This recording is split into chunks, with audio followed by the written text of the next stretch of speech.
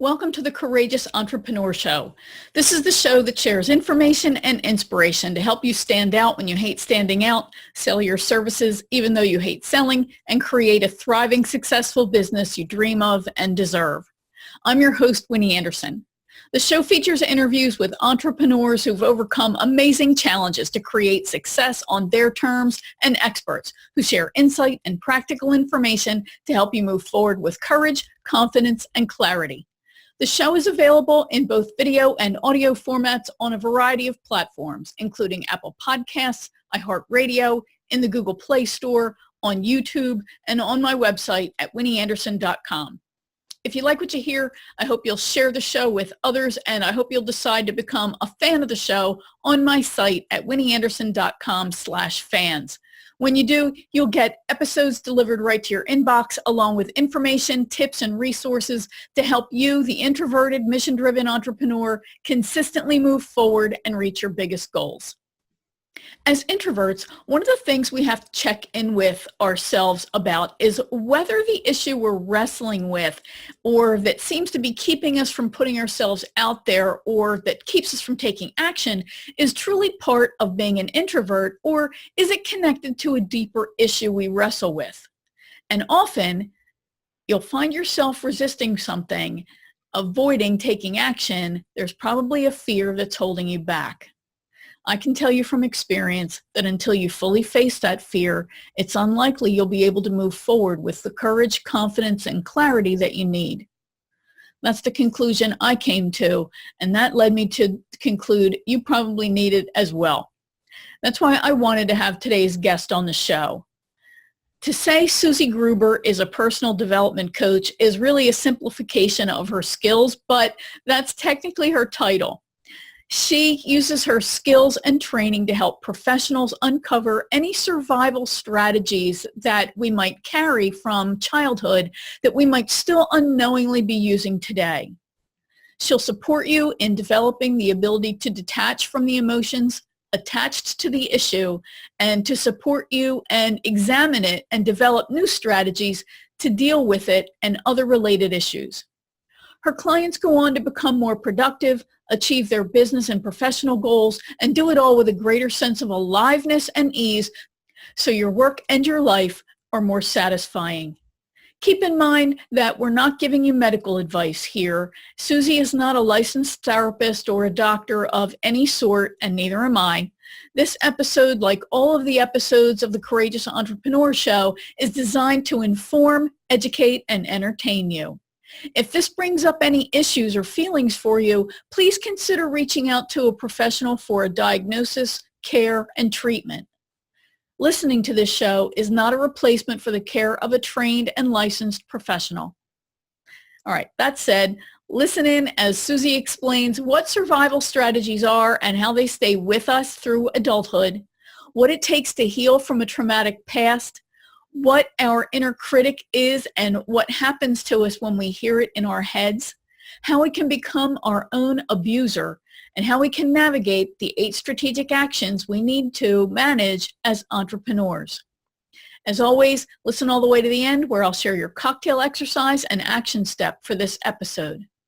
All right, Suzie, thanks for joining me. I'm so excited to have you here. Thank you. It's great to be here. So let's just dive right in. And, when I first connected with you, I have to be honest, I really felt like I was talking to my spiritual twin because so much about what I read on your website and what I've heard about you speak, I'm like, amen, sister. So I was so excited to have you on the show. And one of the really big things, and I was talking about this today, actually, I was teaching a workshop before we met today, my Courageous Action workshop. And I remember the day that I actually realized that the strategies that I had adopted and developed over the course of my life, abusive childhood, abusive work environments as an adult, those strategies, I survived. I even thrived, right? I became a director. I had a great professional career. But I had reached a point where I could see now that those same strategies were just not working. They were Yeah. actively holding me back. So I really wanted to talk a little bit about that. And I know you uncover survival strategies, you call them, that people develop during childhood that in all likelihood they're still using today. So let's start out with explaining that whole concept of survival strategies and how they stay with us through adulthood. Sure. So when something happens in our childhood, stress, trauma, abuse, particularly when it's chronic, a child has to adapt to that environment. A child has to find a way to survive that environment. And a key part of that surviving is to create the best possible relationship with the parent, even though the parent is being abusive. Because a child can't survive on her own. We are the only animal on the planet that has such a long childhood where we're dependent. And so we can't just at 2 years old go, bye mom, I'm going next door. I'll see you later. Yeah. So we develop these unconscious adaptations, and we're really good at that. And so we bring these through our development. We keep them going. So it can be something like, I have to be perfect at everything. I have to help other people rather than myself. I have to do everything myself. And so when I look at the careers that people choose, I often see a connection between what they've chosen and their survival strategy. So like in my own case, I got really good at helping other people, and I developed this whole corporate career that was in operations where I was responsible for the mechanics that kept small companies running. But it wasn't fulfilling. It wasn't my heart's desire. So there's a difference between a survival strategy and our heart's desire, and that's where the rub comes in. That's where we get to a point where we might be really, really successful even, but there's something missing. And that missing piece is a disconnect between our heart's desire and the path we've chosen. Yeah, that's really interesting, because I completely agree with you, and I can see now, the benefit of hindsight. I can look back and see that's why I became a people pleaser, right? And there's an element where that's awesome because you're service oriented, right? So you hire a bunch of people pleasers in service oriented, especially customer facing positions. Wow, you're right. What a great company. What a great business. These people are really service oriented, when in reality, they're trying to fill a need or address a wound that has been there for a long time, perhaps. So yeah, it becomes, in some ways, it really does become a very big positive, but at some point, it really does become dysfunctional. So let's talk about this issue of, I know you've said that healing isn't about telling your story. It's about and trying to heal the past. So the rest of your quote, I'm going to read it so I don't mangle it up, says, "That's an impossible task and nobody wants to go back there anyway." Amen, sister. So let's talk about that, because I think there's this kind of fear that if I really address this stuff, it's going to mean going back, pulling the wound off, and having to address things that, to be honest with you, scare the crap out of me and I really don't want to look at anymore. So how do we really do that then? How do we address this stuff in a healthy way? I mean, it is tricky because it is going to require coming to grips with some pain that probably hasn't been addressed. The key is that we do it through the mechanism of looking at what's going on today. So I want to have a successful marketing plan for my business. I keep stopping myself. What's in the way of me feeling comfortable marketing myself? And then we start to look at what someone's doing to themselves when they start taking steps towards that. And then often they'll find a connection between that, and I'm oversimplifying here, between that and a time where it wasn't safe for them to be visible, right? And then there's, instead of going into every detail of every experience of that they can remember, it's really working with the experience that arises inside them as they're recalling it. And so yes, often there's emotion, and often there's a rebuilding of our relationship with anger in particular, because often things were done to us that weren't okay, but it wasn't safe to protest because that would interfere. That was dangerous for most of us. Right, right. Yeah. So it does require coming to terms with what happened, but not in the way of telling our story or going back there, right? The goal, from my perspective, is always to stay in adult consciousness. Yeah. Yeah, when I first came to realize that I had a lot that was still unaddressed and unfinished with respect to my abuse story. I'm the kind of person that I'm going to find a solution to this, right? So yes, I got therapy and all that, but my first reaction is to research the problem and to try to help myself as much as possible. And I'm sure that speaks right there to tons of issues that I had. And so I found this great manual that was basically a survivor's guide to working yourself through the trauma that you went through as a child. And one of the things that they recommend is a support group. And I'm just going to put support group in air quotes. And the more I thought about that, the more I just couldn't bring myself to do it in the way and their groups are structured. I just felt like, for me, and I'm not judging anybody, for me, being a part of that kind of group where you just tell your story over and over again and you listen to other people telling their stories, it just didn't sound like a place I wanted to go to. Yeah. I really wanted to focus on, okay, I got these issues. Yeah, I dealt with them. Now, how am I going to let go of these disempowering patterns and adopt more empowering patterns? Absolutely. And I will say that for someone new to this territory, there's initially a value in telling their story and being around other people with similar stories, because for a lot of us in those old environments, there was a mandate that we don't talk about it. That's right. Or just because of circumstance, we felt like we were the only one in the world who'd ever experienced it. So early on, from my perspective, that kind of thing can be useful. Mm-hmm. The trick is we don't want to become identified with, oh, I have this, or I have that, or I experienced this, so therefore this is who I am. Yeah. Right. Or it's, it can really be another way of keeping ourselves stuck. So I appreciate your impulse towards something more expansive.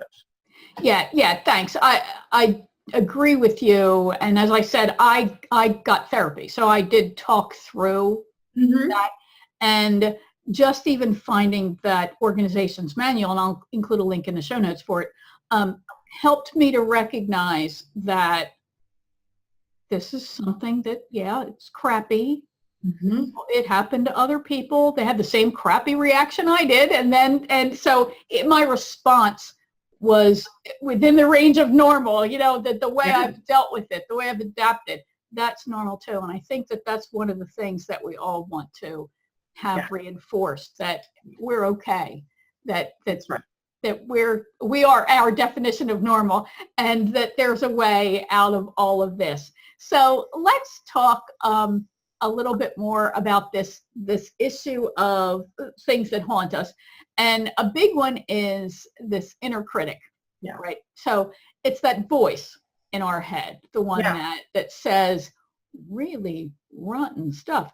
There's a line from, I think it's the movie Poltergeist. I'm a big movie buff. The movie Poltergeist, I think there's a line that says, it knows what scares you. That's always what I think of about the inner critic, that it really does know what scares and hurts you. Absolutely. So what is that voice? Where does it really come from? And how do we deal with that? Yeah. So from my perspective, the inner critic, in whatever form it's taking, from minor to really abusive self-abuse, it's really designed to keep those survival strategies in place. So when we adapt to an unhealthy environment, we narrow our options, we narrow our behavior, we narrow our needs, we narrow our feelings. And so, you know, decades later when we're in a different environment and we have this impulse to go towards something generative or supportive or alive, the part of us that doesn't know our original environment is long gone goes, oh no, you will die if you step out of this. Like, it's literally connected to survival. Mm-hmm. And so there's a journey around getting curious about what that inner critic is actually trying to communicate. Because sometimes there's helpful information in there around, maybe this isn't really a fit for me, or maybe I need X, Y, Z. Or maybe it's, and this happens a lot, the inner critic can have a component of a need to renegotiate our relationship to anger. So if we're uncomfortable with protest and with anger, sometimes that can look like us attacking ourselves, which is this weird twisted way that it happens. But you know, oftentimes when we get to a place where we can feel really comfortable saying, I don't want this, I don't like this, then we're kind of building our own foundation, and a lot of that inner criticism stops. So there's nothing to be done about it in terms of the strategy. The approach to it is to get really curious. And when I go towards this thing, I start to notice my inner critic, and then stretching that out and going, all right, well, what happened in between my desire and this experience of the inner critic? Because often there's something else that happens so fast we didn't pick it up, and it might be, you know, an unconscious belief of, if I step out, I'm toast. Like, yeah. So it really is possible then for this to actually help us rather than hinder us. Yeah, I mean, I think it's a signpost. It's really, for me, it's a signpost. When I hear my inner critic come up, it's a signpost that I've switched time zones, right? Some part of me is back in that child time zone. Okay. Right. And it's like, okay, what just happened there? I need to rewind and try to stretch out what happened there to see where it is I'm feeling uncomfortable, where something's happening I don't like, or I need something, or I ran over an emotion. There's all kinds of possibilities. Right. It's different for everybody, but it's literally a sign that I've switched time zones. Okay. That's a great way to put it. Yeah. It's a great way to put it, because there's nothing hurtful or punitive or damaging about that. We all switch time zones, right? We all travel, we all go back, and so I really love that visual. You know, I think another massive issue that we tend to deal with is this issue of resistance, right? There's so many ways that it plays out. So why don't we start by, first of all, defining it, and then getting a little bit of insight into it. So how do you define resistance? For me, resistance is that experience of stopping ourselves in our tracks. So I'm going to use marketing again because it's one I know well. But you know, I can go out and hire a marketing coach and get this great plan in place, literally with steps to take, and I can do none of them. Right. None of them.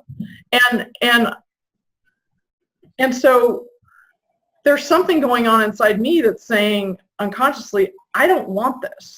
This isn't okay for me. And there's a really important message in there. It's really important for us to get curious about what's happening, because otherwise we're throwing a part of ourselves overboard.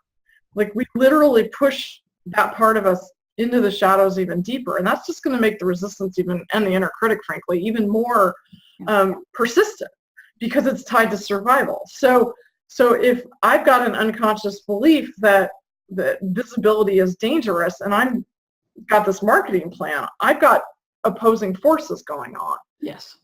So unless I honor that, I'm really throwing gasoline on a fire. Like, that part of us that's programmed to survive is always going to be front and center.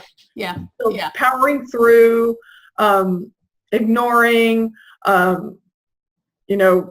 telling it to get lost, all that stuff is actually something we do to ourselves. And so that doesn't help in the long run. It can help in the short run, but it doesn't help in the long run.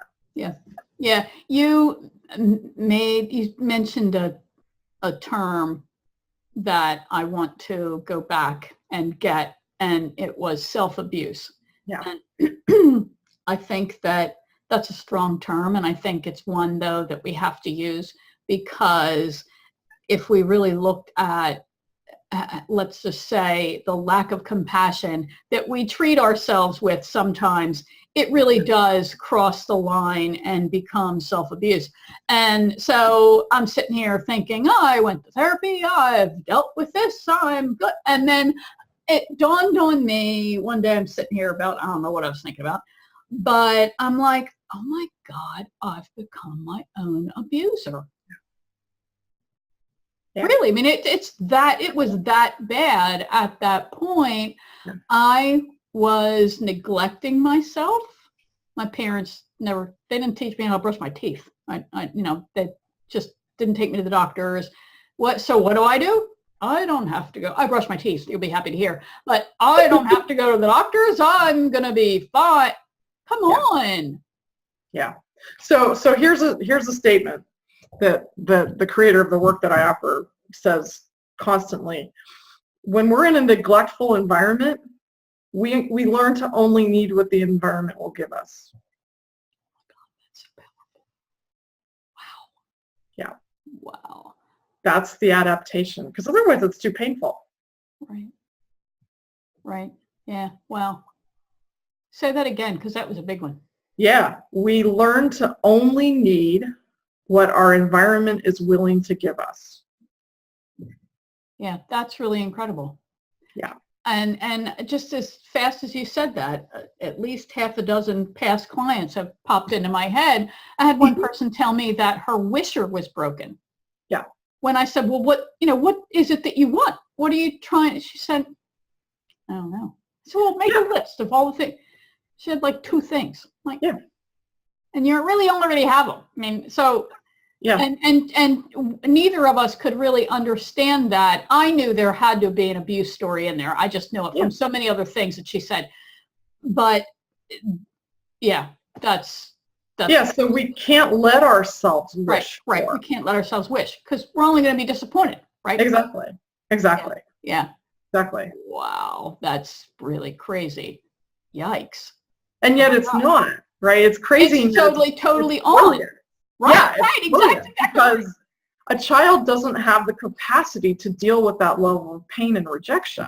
Right, exactly. So the child can only decide it's the child's fault. And that's how the inner critic gets fed and all these, I mean, there's all kinds of ways that manifests.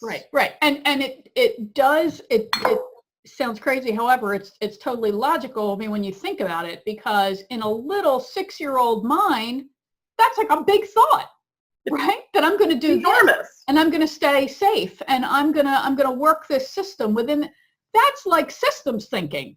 And if we had to develop an equation here, a little 6-year-old came up with that big thought. That's right. And yes, managed to successfully navigate that very dangerous environment, whether it's physical danger or emotional danger, that very scary kind of environment. So that's a really powerful statement. And it then speaks to, the money story, because so many of us come from some kind of money story. I mean, it just speaks to so many things. Wow. Yeah. Wow. That's like, wow, that blows me away. Anyway, but let's continue to go on, or else we're going to spend all day talking about just that one statement.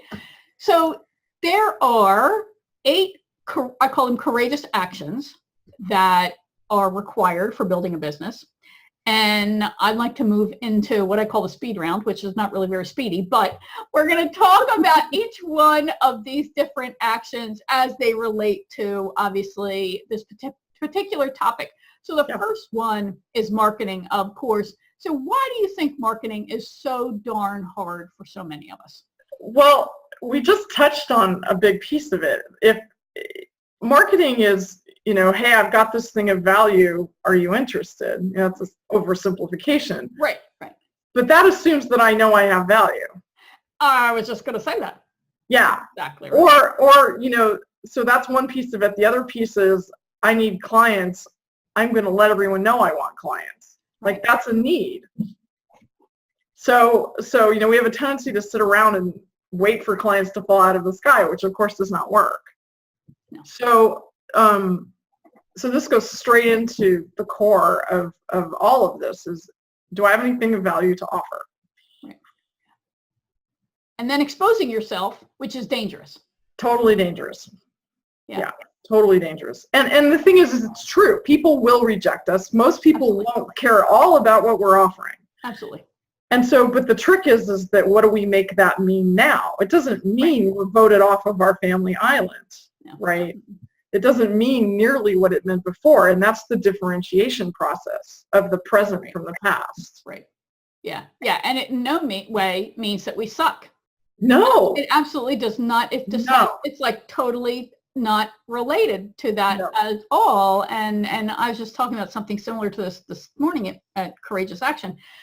And I think the longer, and I'd like to say, oh, I'm so enlightened. I came up with this when I was 20, but it took me, 50 years to figure this one out. The more we look outside of ourselves for these issues, it's literally looking for love in all the wrong places. That's right. The more we look outside of ourselves, the sadder we'll become, because of course the answer is always inside us. We're already enough. It's always inside of us. Again, my teacher, Dr. Lawrence Heller, says that we can measure our healing, our level of healing, by how much we're still looking for the environment to give us what we think we need. Yeah, amen. Yeah. Absolutely true. The Yeah. more comfortable and confident we become in the fact that we are already enough. That's right. Have something really good. Not everybody is going to want it. That's right.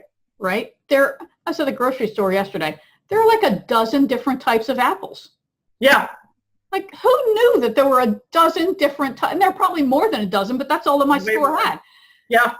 And you know what? Because there's a dozen people who all like a different apple. Yeah. And that's really what we're doing, right? We're saying, I've got this really great thing. Yeah. And it's for this other equally really great people. Yeah. But other people who are also great and awesome, they're okay over there. And that's totally fine too. Exactly. And what you're pointing at there is that one of the characteristics of growing up in a challenging environment is our thinking becomes very black and white, all good or all bad. It does. And so you're pointing out that there's a million options, a million shades of gray. And when we put stuff out that's full of heart and meaning, people will be drawn to it. Right. Yeah. That's so exciting. So, all right. So then that leads to selling, of course. So how do you think selling impacts this struggle? How do you think the past impacts the struggle we have to sell ourselves, right? I think that's part of the problem is we think we're selling ourselves when we're not at all. Exactly. And that really points to the meaning that we make when someone doesn't want us. It's like that's when someone doesn't want our services, it says nothing about our own value. It means we're not a fit. Right. So it speaks to the vulnerability of putting ourselves out there. It really speaks to how vulnerable it feels, and the meaning that we had to make when we were visible as kids. I mean, rejection by a potential client means nothing in the scheme of things. It means, oh, this person's not interested. There's 7.5 billion people out there. Right. Yeah, and often I think the rejection is not so much of your offering, because it's never of you, the offering. It is in actuality, they're holding themselves from having the opportunity, from taking that opportunity. They're not ready for the transformation that you're offering them. It's like you're offering them a time machine and they do not want to step into it and through it. So that's awesome. And that's a particular, that's a wonderful edge to consider how to meet people where they're at too. Exactly. because it really honors the vulnerability and the tenderness of this journey that we're talking about. Yeah, yeah. I think that that's probably one of the things that we all forget, is that the person that we're talking to has the same, if not worse, fears and emotional baggage that you have. They've been hurt. They've been made to feel that they don't fit, right? So the more we can talk specifically to an audience that is really going to resonate, truly resonate with it, vibrate to our message, the easier time other people have of saying that's not for me. And that's why I think of it as we're never selling, we're helping clients decide to buy. That's I agree. what it comes down to. I'm happy to send people in other directions that are a better fit. I mean, it's really about who is this person and what do they want, because they're guiding their own life. It's not up to me. Right. And I think then from an environmental standpoint that each of us as independent professionals, and I know you know that there are also people who don't think this way, that I think it's important that we surround ourselves with people who have that same kind of belief system, that none of us is truly competing with each other. That's right. We're not. We are all magically unique in our own, magically delicious way. And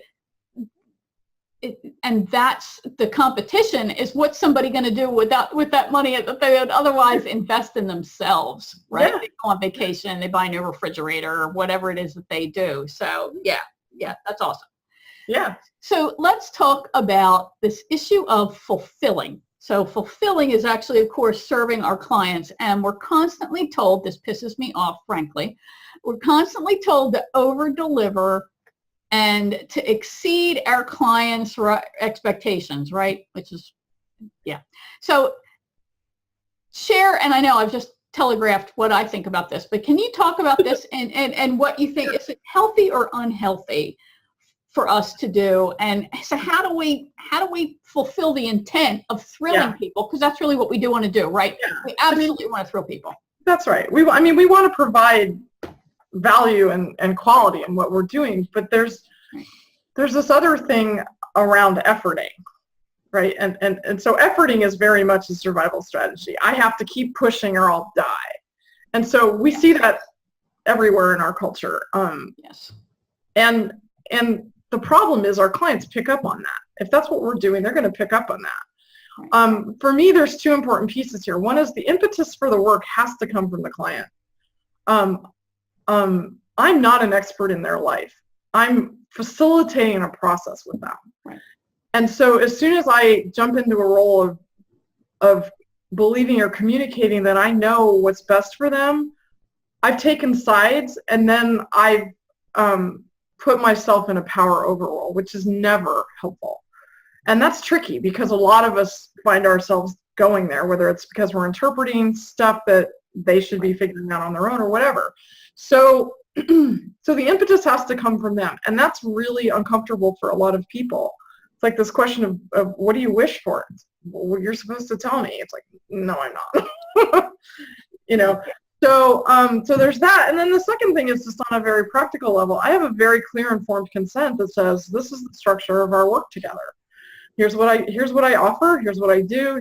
Here's my how I structure communication outside of sessions, and so that's all very clear, that my clients know what to expect, and that I'm very consistent with that. And so, and the thing is, as you were alluding to,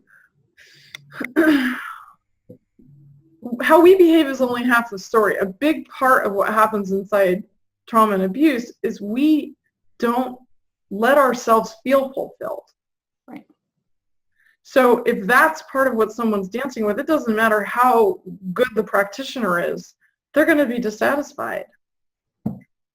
And that's just, where they're at. And so, and that's a piece of it for us too as practitioners. Do we let ourselves feel satisfied with the work that we offer, or do we have to keep efforting and over delivering? I mean, it's a recipe for burnout.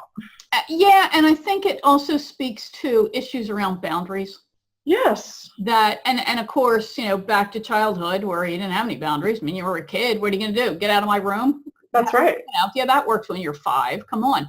So, I think that we've become so conditioned that it doesn't matter what we think. I don't have any boundaries. Walk all over me. Everybody else did, right? So I think then that just perpetuates that vicious cycle, and then all the way back to where I think everything is that I'm not worthy. Well, I'm not good enough to have a boundary.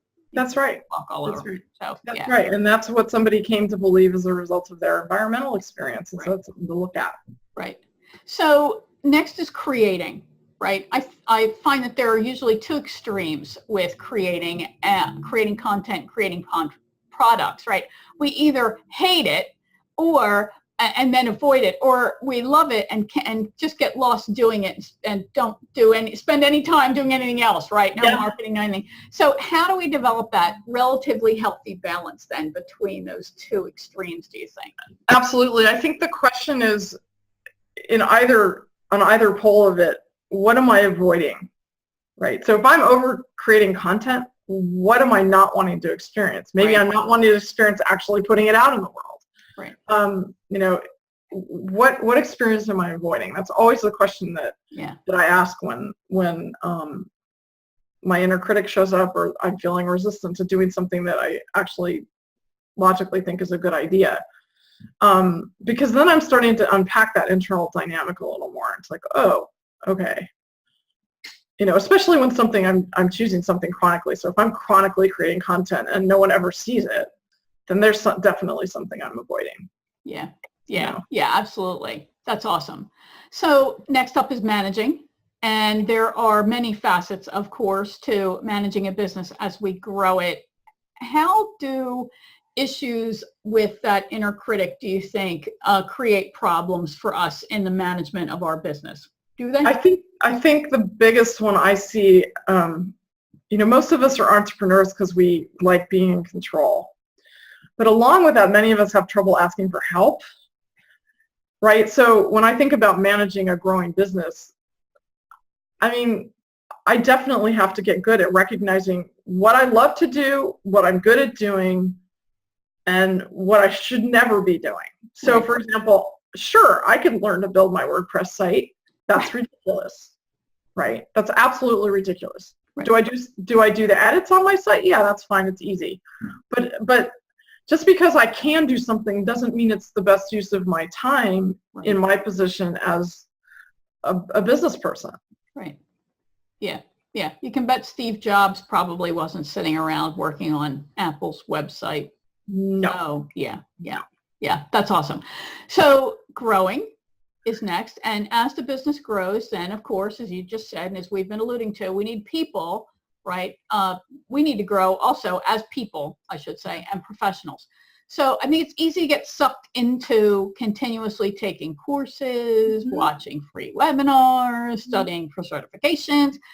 How do we, and this is sounds like it comes back to the same thing all the time. How do we find that balance, right? How do we make sure the growth we're focusing on is what we need and not feeding some learning addiction or fear that we have? Yeah, I think the key is when I think about growth, I think about expansion.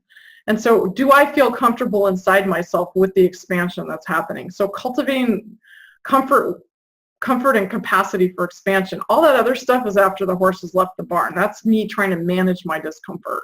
So what do I tell myself is the worst thing that could happen as I'm expanding? Well, someone might not like it. That's always the one I go to personally.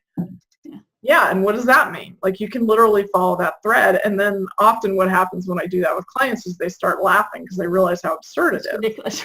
Right. But it's not from the child consciousness time zone, right? Yeah. It's not ridiculous at all. Yeah. That is so fascinating that you say that, because of course I'm one of these people. I've had to learn over the years to control my, well, what if kind of thing. But when you think about it, that's part of what kept you safe.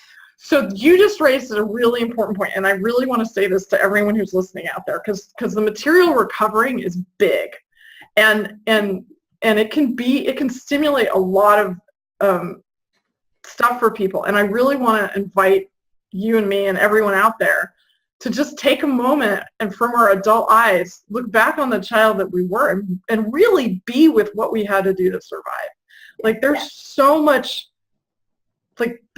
life force inside that. And I mean, I get teary just even mentioning it because it really speaks to the wisdom that's available and the power that's available to each of us. So that's where I go with it.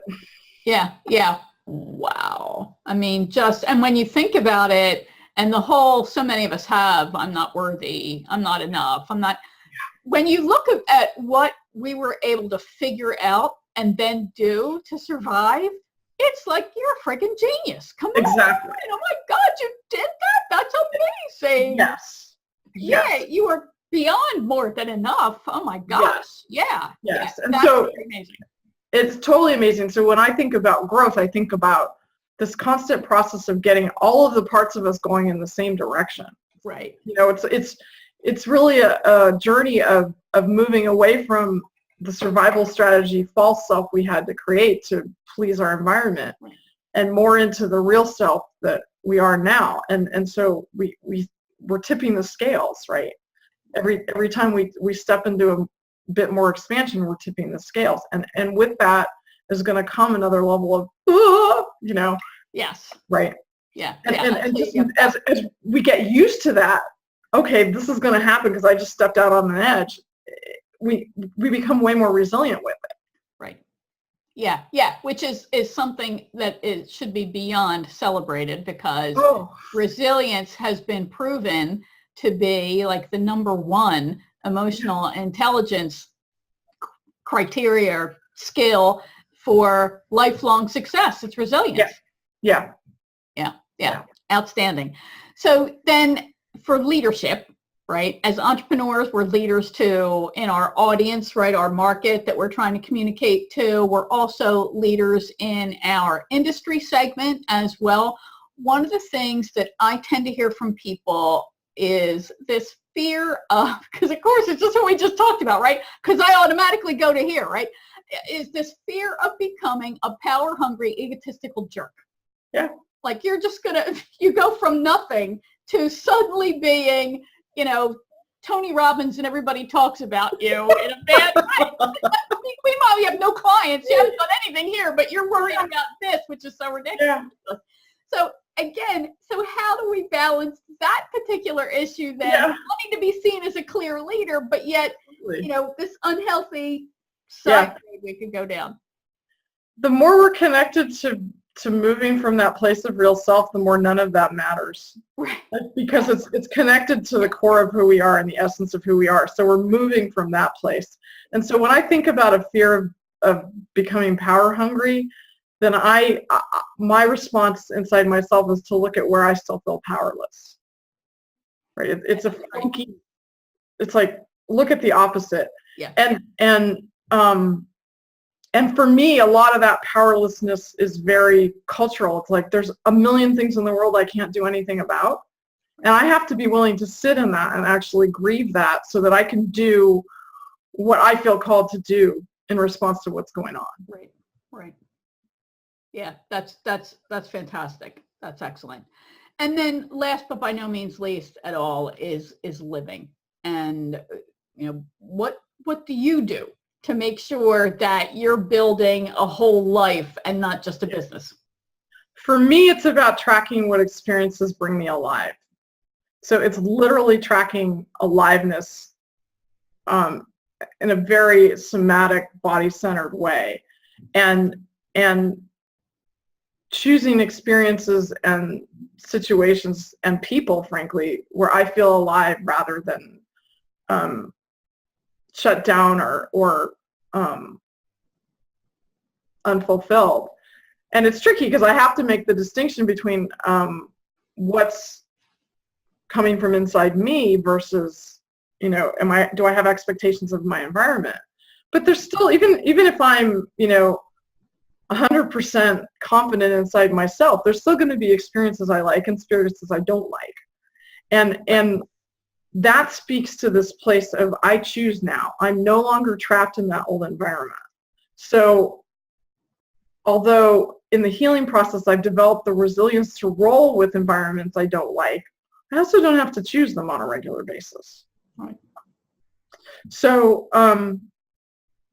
so I really track that. That's great. Yeah. That's outstanding.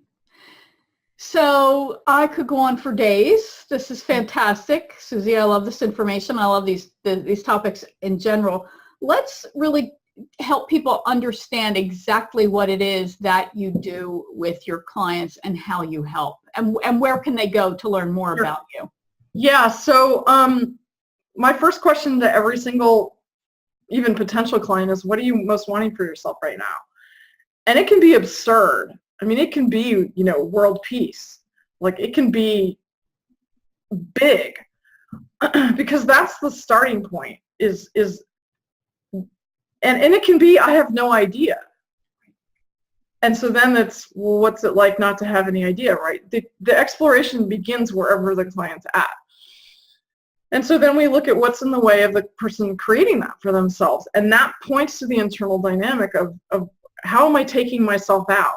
How am I stopping myself from generating what I most want? And of course, part of that is coming to terms with situational stuff. I mean, I never discount that at all. But it's really about how we stop ourselves from living authentically, like truly living our real self and not from those survival strategies. Yeah. So if people are interested in learning more, they can go to my website, suziegruber.com. It's SUZIEGRUBER.com. What I do is anyone who's interested in working with me, we do a free 15-minute Let's Talk call to see if we're a good fit for each other. And then we go from there. Outstanding. Yeah. Outstanding. Of course, we'll have links to Suzie's main website and her other social sites as well, so you can follow her and get all of her obviously fantastic information. This has been so great. I'm so glad that you were able to make time in your schedule and join us today. Thank you so very much, Suzie. You're welcome, Winnie. My pleasure. Thank you. All right, I hope you enjoyed that as much as I did. Remember, this is a big, powerful topic. If you find it raising issues in you and you feel you've been triggered by our discussion, I'm going to encourage you to reach out to a licensed professional, a doctor, a therapist, or some other healthcare provider who can help you process what you're feeling and get you pointed in the right direction to get the help you need. If you liked this episode, please share it with your connections. Please leave a great review for it on the platform where you consumed it, and be sure to subscribe either on that specific platform like iTunes, iHeartRadio, Google Play, on YouTube, or on my website. And if you enjoyed this, I hope you'll consider subscribing on my website at winnieanderson.com/fans. When you do, you'll get episodes emailed to you each week along with the corresponding worksheet for that episode and other information, tips, and resources to help you come out of hiding, get your message out in a more powerful way, and achieve your business goals so you can profit from your expertise. All right, so your cocktail exercise, otherwise known as a reflection exercise. No alcohol needs to be involved, don't overindulge, and don't drink and drive. All right, so your reflection exercise is really to think about the actions that you take to move forward, move towards your goals, and to fulfill your intentions. Are you taking consistent actions that you need to? And if not, what's in your way? Reflect on what could be holding you back and whether you're resisting or avoiding taking action and why. So your action step, or steps as the case may be. I want you to tune into what's going on in your business and really tune into what you're doing and the actions you're taking. Are you achieving what you want? And if not, then you have to analyze what you're doing and why aren't you achieving the success you want? Why aren't you taking consistent action? I'm sure you know what to do. So what is it that's keeping you from taking those actions that you know are higher risk but also have higher potential for a more powerful return on their investment? Your action step is, as Suzie says, to get curious about what's going on, and I recommend journaling about it. Next, you want to acknowledge the trauma that you've experienced and ask yourself what you had to do to survive as well as you did. And we've all experienced trauma. Everyday life has trauma of some sort that all adds up. So see if you can identify what strategies and behavior patterns that you developed as a child in your earliest trauma. Identify how those patterns helped you then and how they continue to help you now, but also how they can hold you back when you go to the extremes of them. And if you feel you need help, please reach out for that help. Remember, it's not a sign of weakness. It's actually a sign of strength to ask for help. And just because when you asked for help as a child, you didn't get it, or because in corporate life, asking for help really was perceived as a weakness, that's not true. Get help. Be sure to visit winnieanderson.com/survival strategies to get the show notes, links, and resources for this episode, including the worksheet to help you complete the reflection exercise and action step. Remember, if you're an introverted solo professional or someone with introverted leanings and you're ready to get support to reach your business goals as part of a community of like-minded and like-personality professionals, then head over to winnieanderson.com/join the group and join my Facebook group for introverted, mission-driven entrepreneurs. I share tips and strategies to help you choose faith over fear and take consistent action to achieve your goals. Thanks for listening, and remember, you deserve all the success you dream of.